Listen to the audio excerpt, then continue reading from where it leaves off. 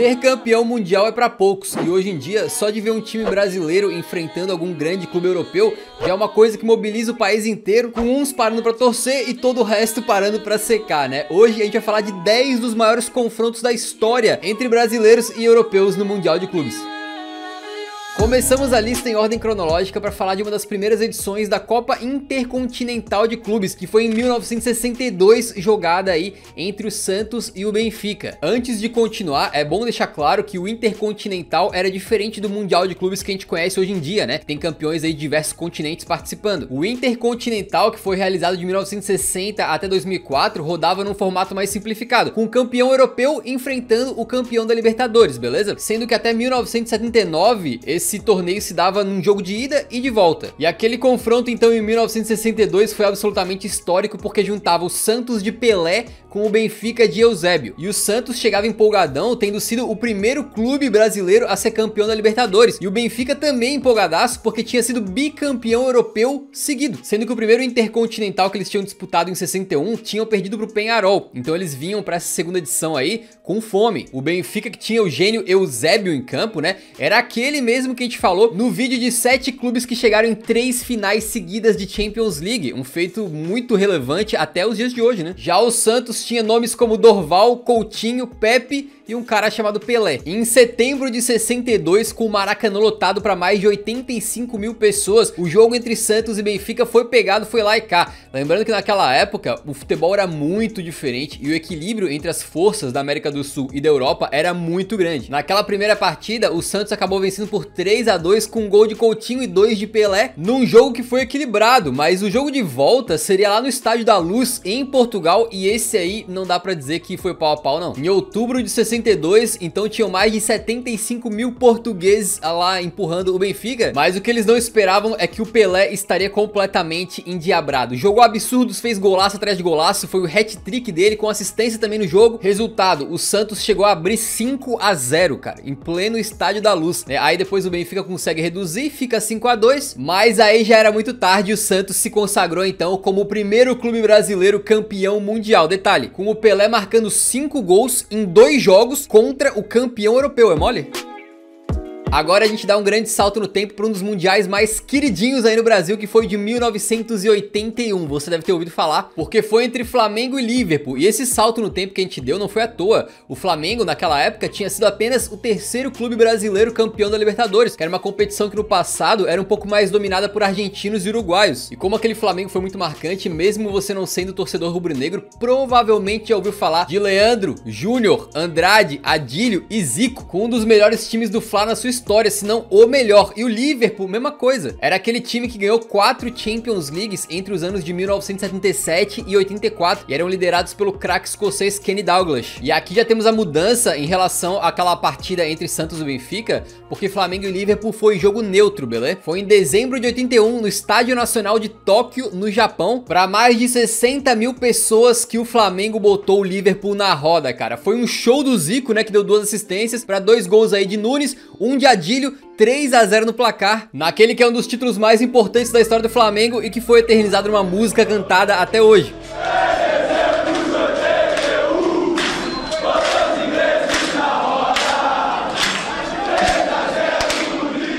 E agora a gente dá mais um salto no tempo para falar do Intercontinental de 97 entre Cruzeiro e Borussia Dortmund, que é um que a gente não pode falar sem citar também o de 76, que é outra vez que o Cruzeiro tinha vencido a Libertadores e foi jogar o Mundial então contra o Bayern de Munique e perdeu, né? E aí dessa vez, enfrentando mais um time alemão, o Cruzeiro falou, vamos fazer diferente, vamos investir pesado aqui para ganhar esse bagulho. A diretoria gastou mó bufunfa para levar o elenco pro Japão 10 dias antes da partida, para os caras conseguirem ali se acostumar com o clima, se familiarizarem com o local e pá, preparando o elenco especificamente para essa decisão. E a diretoria do Cruzeiro também gastou dinheiro trazendo reforços especificamente para o jogo contra o Dortmund. Então contratou aí o zagueiro Gonçalves, por exemplo, Bebeto, aquele mesmo do Tetra, e o Pantera, né, o Donizete. Então em dezembro de 97, mais uma vez no Estádio Nacional de Tóquio, os torcedores do Cruzeiro estavam esperançosos, porque se naquela outra vez eles tinham sido derrotados pelo Bayern de Munique, que era tricampeão europeu, dessa vez o Borussia Dortmund tinha ganhado a Champions pela primeira vez na sua história. Mas aquele Borussia não tinha sido campeão europeu à toa, né, e tinha alguns jogadores que você deve conhecer hoje em dia, como por exemplo um meio-campista chamado Paulo Sousa e um alemão chamado Michael Zorc no ataque, né, que hoje é diretor do Borussia Dortmund. E mesmo com toda a preparação e investimento para aquela partida,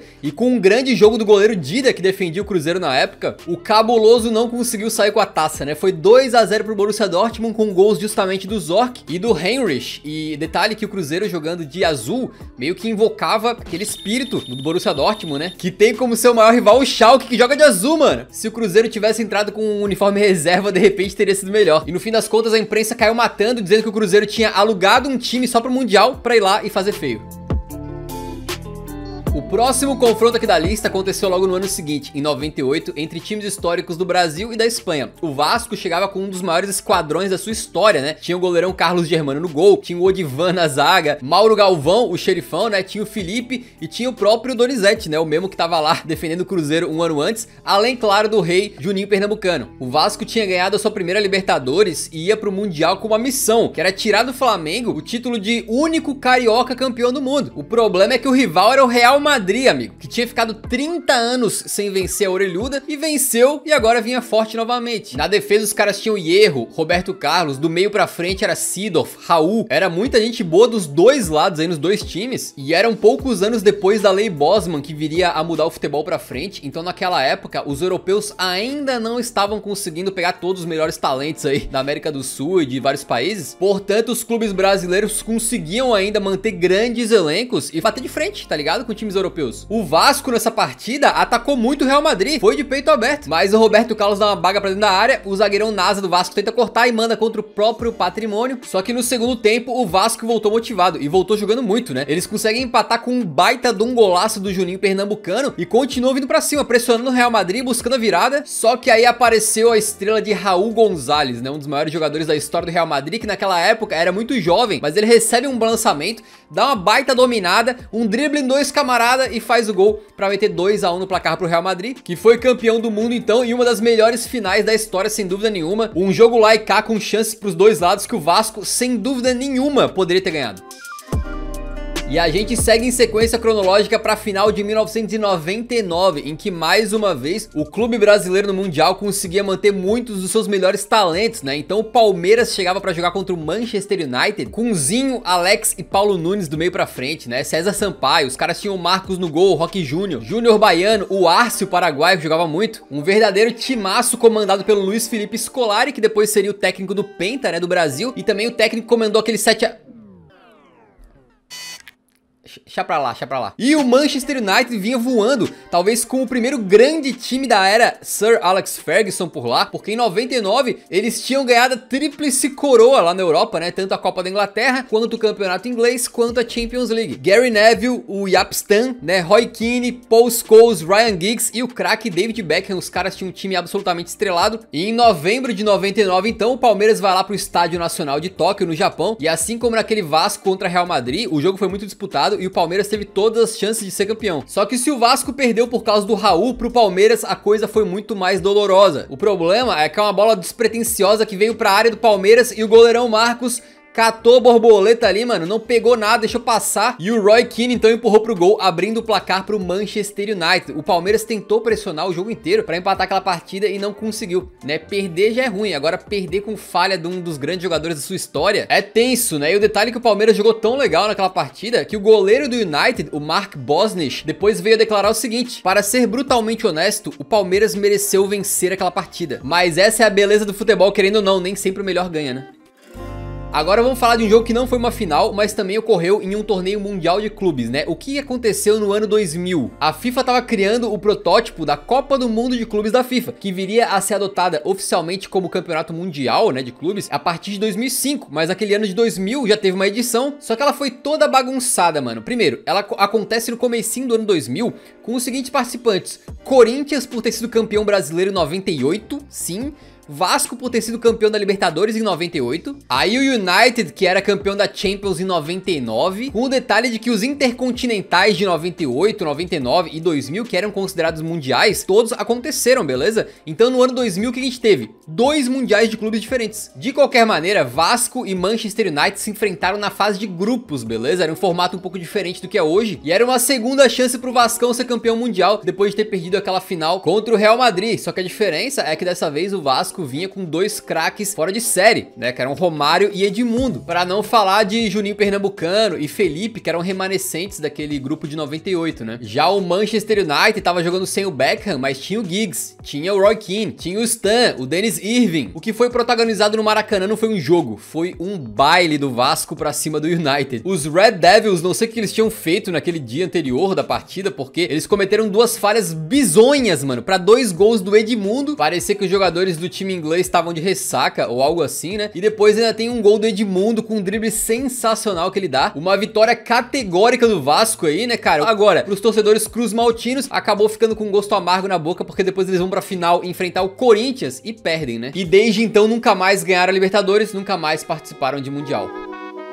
E agora vamos para 2005, entrando de vez aí no novo formato de Mundial de Clubes, né? Porque foi nessa edição que foi abandonado aquele antigo Intercontinental. O Liverpool chegava para o Mundial depois de ter sido campeão da Champions de forma gloriosa no Milagre de Istambul, né? Em que o Milan abre 3-0 na final da Champions e o Liverpool vai buscar e vence nos pênaltis. E tem mais, eles chegavam para o Mundial com uma sequência de 10 jogos sem tomar gol no campeonato inglês. Um time que tinha o Xabi Alonso na meiuca, o Gerrard, tinha o Morientes no ataque, mas que também enfrentava um grande clube, que era o São Paulo, né? Tinha o seu maior ídolo, o Rogério Ceni, mas também tinha o Amoroso e o Mineiro, que a gente vai falar mais dele daqui a pouquinho, né? Porque em dezembro de 2005, no Estádio Internacional de Yokohama, o Liverpool conseguia pressionar o São Paulo ali, tentando fazer o seu golzinho, mas não conseguia, até que o Mineiro, então, do São Paulo, infiltra na zaga do Liverpool e finaliza bonito para abrir o placar pro time paulista. E o Rogério Ceni foi o grande destaque daquele jogo, porque ele catou tudo, né? Incluindo uma bola do Gerrard na cobrança de falta, que ele manda tipo no ângulo, cara, o mais ângulo que dá pra se colocar uma bola, e o Rogério Ceni faz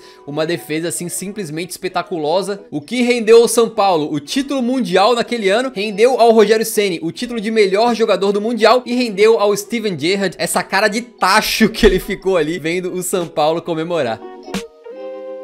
Em 2006, chega pro Mundial um Barcelona que, apesar de ter alguns desfalques ali, contava com craques como Deco, Ronaldinho e Iniesta, né? Tinha sido campeão da Champions, vencendo o Arsenal por 2-1. Já o Inter, obviamente, chegava com um time muito mais modesto para aquela final contra o Barça, né? Tendo aí o ídolo saudoso Fernandão, né, no time, além do Yarley e do jovem promissor daquela época, que era o Alexandre Pato. Como vocês podem notar, né, nesses confrontos de 2005 que a gente falou há pouco e nesse de 2006, a diferença entre os elencos dos clubes brasileiros e europeus já começava a ficar bem maior do que era no passado. A partida ocorreu no finalzinho do ano de 2006 no Estádio Internacional de Yokohama e foi mais ou menos semelhante ao roteiro da final anterior. O Barcelona teve muito mais a bola, tentava impor o seu jogo, criar mais oportunidades, mas não estava num dia muito inspirado, né? Especialmente o Ronaldinho Gaúcho não fez um grande jogo e quando eles conseguiam criar alguma oportunidade bem clara assim, esbarravam na grande atuação do goleirão Klemer do Inter. E no futebol quem não faz, leva, né? Numa grande jogada de contra-ataque, o Yarley faz uma jogadaça pra botar o Adriano Gabiru na cara do gol, ele finaliza bonito pra fazer 1-0 pro Inter, o Gabiru que tinha entrado no jogo há pouco tempo, né? E ele, cara, com todo respeito ao Gabiru, não fez grandes coisas na sua carreira, mas fez esse gol, entrou pra história do Internacional pra sempre, né? Todo torcedor colorado aí sabe quem é o Adriano Gabiru. E aí um abraço, não deu tempo do Barcelona buscar o empate, no que talvez tenha sido mais doloroso pro Ronaldinho Gaúcho especificamente, porque ele era cria do Grêmio, né? E também porque é um título que ficou faltando na carreira dele. Ronaldinho Gaúcho ganhou praticamente tudo, mas jogou o Mundial de Clubes 2 vezes e perdeu os 2.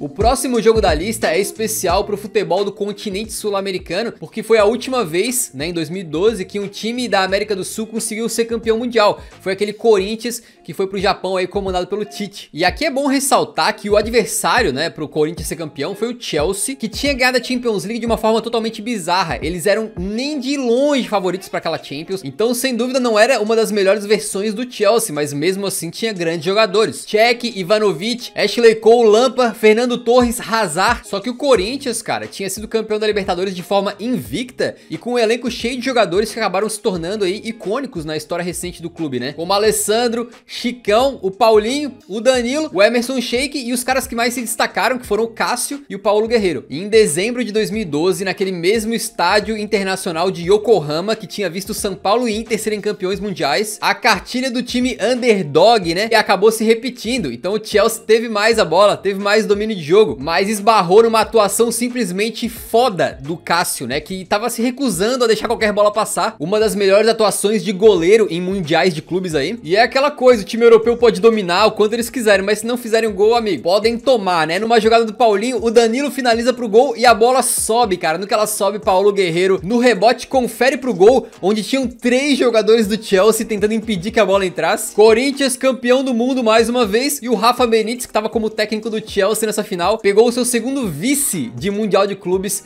para time brasileiro, né? Esse aí é freguês.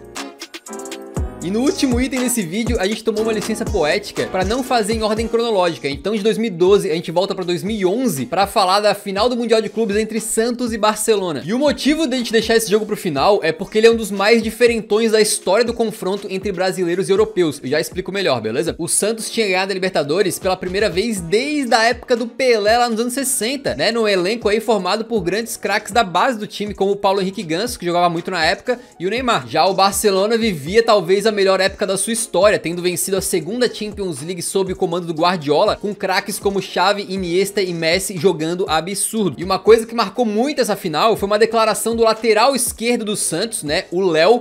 Japão, a gente se encontra lá, a gente pega o Barcelona lá, vamos ver se é isso tudo. Essa fala rodou e rodou e rodou, e todo mundo sabia que o Léo tinha cutucado a onça com vara curta, né? E aí naquele dia, se o Santos é o peixe, o Barcelona foi o tubarão. Com 16 minutos, o Messi já fez aquele tradicional gol dele de cavadinha pra humilhar, né? Ainda no primeiro tempo, o Xavi e o Fábregas marcaram um cada um e já tava 3 a 0 com 45 minutos. E no segundo tempo, o Messi fez mais um, né? Pra fechar o placar em 4 a 0. Olha, Léo, parece que o Barcelona era tudo isso mesmo, cara. E por que que a gente falou que essa final foi diferentona? Porque vocês podem ver que em todas as outras finais que a gente comentou aqui, em todas as outras finais na história do Mundial de Clubes, os clubes europeus podem até ter vencido alguns confrontos, mas nunca foi com facilidade, nunca foi humilhando ou goleando, exceto nesse Santos e Barça. Pro azar do Santos, nenhum outro time europeu fez o que aquele Barcelona conseguiu fazer no Mundial de Clubes. Esses foram 10 confrontos que a gente escolheu, obviamente tem outros aí, né? Torcedores do Grêmio, por exemplo, não fiquem tristes. E a gente espera muito que vocês tenham curtido esse vídeo, beleza? Se você curtiu, não esquece de deixar o gostei, que ajuda a divulgar o vídeo pra mais gente, ajuda muito o nosso canal aqui, nosso trabalho. E nos vemos no próximo, então, um grande abraço,